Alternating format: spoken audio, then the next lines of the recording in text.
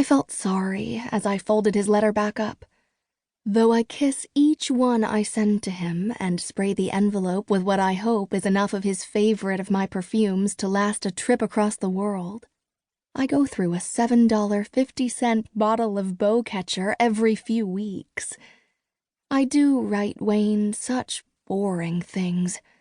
About my ice cream recipes, or complaints about Mother, who is intent on turning our wedding into the social event of Sand Lake the minute the war ends. Maybe I should send Wayne a picture of me, not in my slip. For that, he'll have to wait until our wedding night. But it might lift his spirits to have a photo of me in my bathing suit, with my hair curled and pinned like Betty Grable. Anyway, after the letters, and after we'd aired our dirty laundry for the week, fights with parents, the scarcity of pretty dresses in stores, the latest newsreels, Tiggy brought up the idea of my selling ice cream at the Red Cross fundraiser her mother was organizing. I shot her a look because I had already told her it wasn't a good idea. It wasn't just that the sugar rations were getting smaller and smaller. I liked that our ice cream nights were just for us. Ignoring me, she asked the girls to suggest ideas for what I might put on a banner, since each food table needed one, and that went on until the ice cream was ready to eat. I wasn't listening. My stomach was in a knot as I unscrewed the cap and pulled off the crank, though the thought did occur to me that if this batch of ice cream tasted terrible, Tiggy's idea of my selling it might disappear. Tiggy crawled over and dipped her spoon right in, helping herself to the first taste. Her eyes rolled to the back of her head, and she made sounds that had the girls squealing and huddling up for a taste. They'd never had anything like it, they said. What was in it? What was this flavor? Their eyes were wide, smiles big.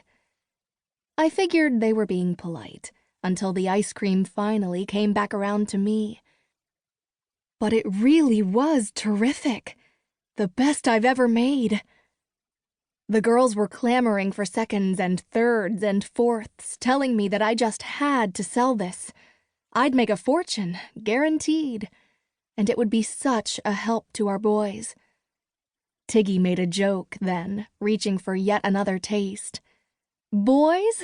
What boys? I've got everything I need right here," she purred and naughtily licked her spoon. The girls giggled, but I gasped and put my hand on Tiggy's leg. "Tig, that's it! My banner could say, 'Ice cream so sweet you won't miss your sweetheart.'" Everyone went quiet. I closed my eyes. I could paint the words in pink on some muslin. I'd have the girls wear their white graduation dresses and curl their hair. We'd set the ice cream out in rows, perfectly round scoops in thin china. Mother wouldn't want me using her good dishes, but I knew I could make her feel guilty enough to let me. I'd bet the other girls could persuade their mothers, too. How much could we get for a dish? 30 cents? 50?